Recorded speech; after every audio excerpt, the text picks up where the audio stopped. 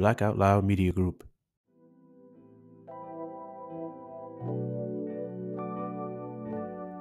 Welcome back to another episode of the Brown Sugar Cafe podcast, the place where poetry meets conversation. I'm your host, Terrence P. Elmore, and before we get into today's topic, make sure you hit that plus sign so you don't miss an episode. Also, please subscribe to my blog, thebrownssugarcafe.blog, and if you find any value in this episode or any other episodes, make sure you leave a heartfelt review. So with that being said, let's get to it.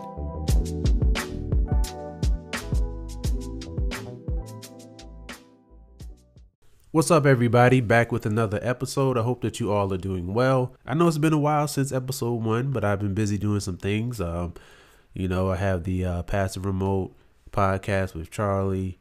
I have the Black Smoke Barbecue podcast. So there have been some new episodes on those two podcasts, but really been busy trying to finish up this book. I've gotten the proofs back. There were some errors, some things that need to be corrected. So those things were corrected. And I'm trying something different now with my publishing. I'm using a different platform. So the proof for that, by the time this episode airs, I would have already received that proof. And looks like I'm on target. Looks like I'm on target to get the book out next month. I was shooting for October 5th. It might still be a go for that, but it just depends on when I get these books in and take a look at them, make sure they're good. It will be available on Amazon, but you can pre-order now. So make sure you hit my website, thebrownssugarcafe.blog, go to the shop, order your copy. It's only $15 right now, plus shipping and handling. Once the book comes out, it will be more. This $15 price is just a thank you for those of you who are going to pre-order. So please get your copy. I'll put the link in the show notes. Thank you all again for those of you who supported me in my author journey with my first 2 books and now this 3rd book. If you haven't gotten the first 2, please, you can check out my website. Those 2 books are available there. If you must, I prefer you not to, but if you like Amazon, you can go to Amazon and get you a copy there. But when it comes to supporting authors, it's really better to get them from our websites. So please check that out. And thank you again for everybody who's been supporting. Special shout out to my wife for believing in me and encouraging me and sticking with me through this process. And thank you for encouraging me. This has been a long writing process. So thank you for encouraging me to go along with my ideas. And just can't wait till you all get to see this book. And it was such a wonderful feeling to actually feel the proof. For those of you who don't know what proofs are, it's just like a copy of the book. It's an unofficial copy. There's a sticker across it that says not for resale. It doesn't have a barcode or anything like that, but it's a tangible copy of the book that you can flip through. Make sure it looks how you want. But when I got that and finally got it in my hands, it was such a wonderful feeling. And each time I completed a book and I get the proof copy in my hands, it's like, wow, it's really coming to life. And I'm just really excited about this book. I hope you all enjoy it too. And today, just wanted to do something different. I don't think I've ever done this on this podcast before, but I want to give you 5 tips for the 3rd quarter, which are the last 3 months of the year. I want everybody to close out the year strong. I'm planning on closing out the year strong, so I wanted to give you 5 tips to doing this. And I didn't want to wait until October actually got here, because I'm a firm believer that if we're starting goals on a certain date, that we should actually prepare before that date gets here, or even start before. So 5 tips that I think will help. First off, celebrating all of your wins. I know we make a big deal about celebrating the small wins, but sometimes what I've found is that we humble ourselves to the point that we don't celebrate the big wins. We get so accustomed to just celebrating the small wins that when the big things happen, we feel almost like we're bragging. That's a win you need to celebrate. There's a way to celebrate your wins when not actually bragging. And if you're bragging is not necessarily a bad thing.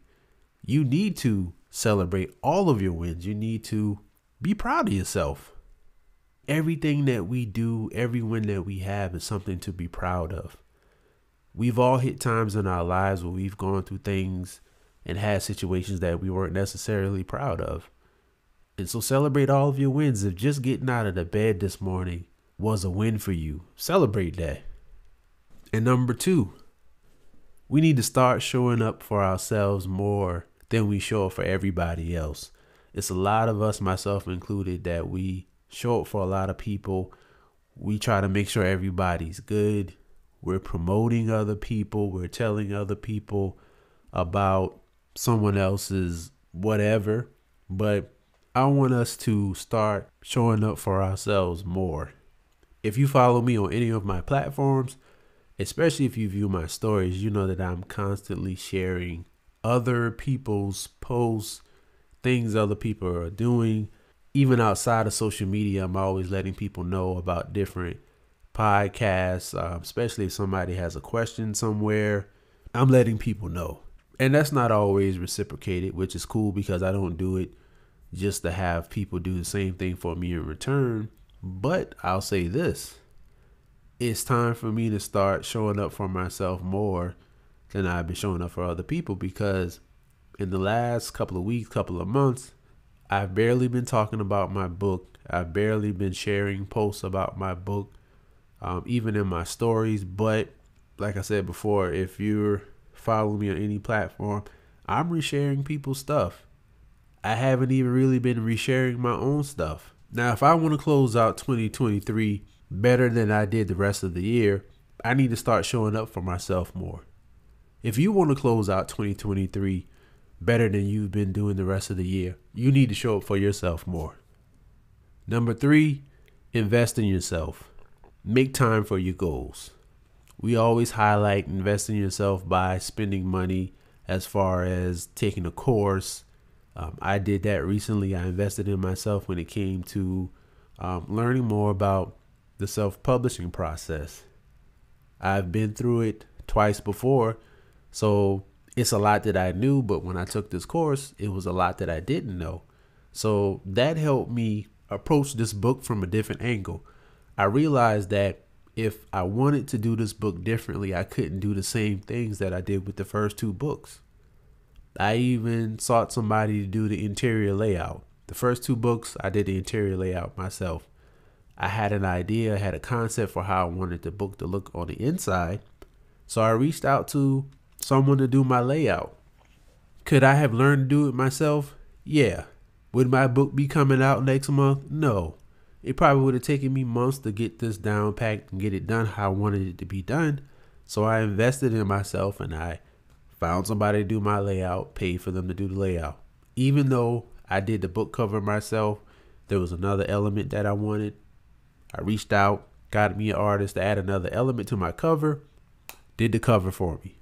But it doesn't always take money to invest in yourself.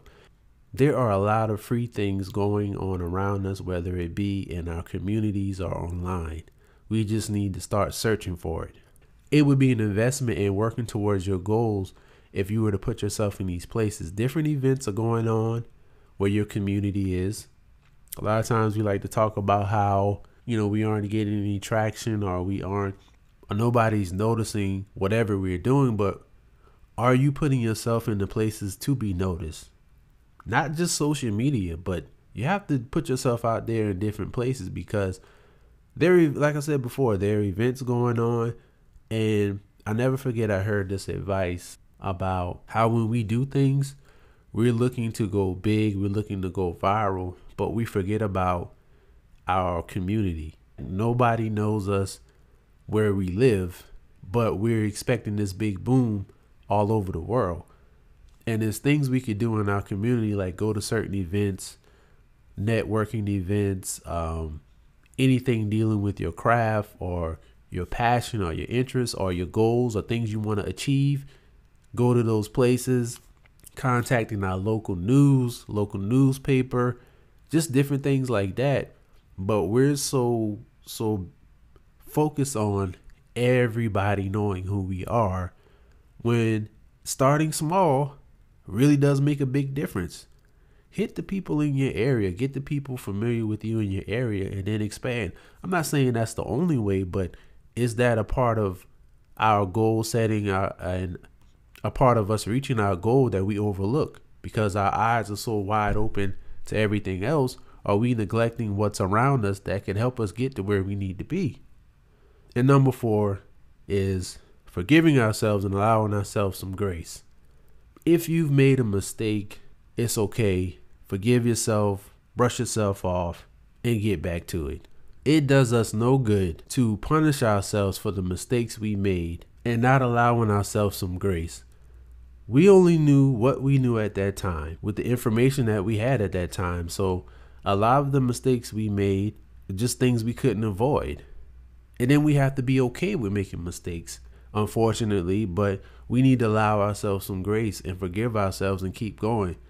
Sometimes we hold ourselves back because we're blaming ourselves for things that happen.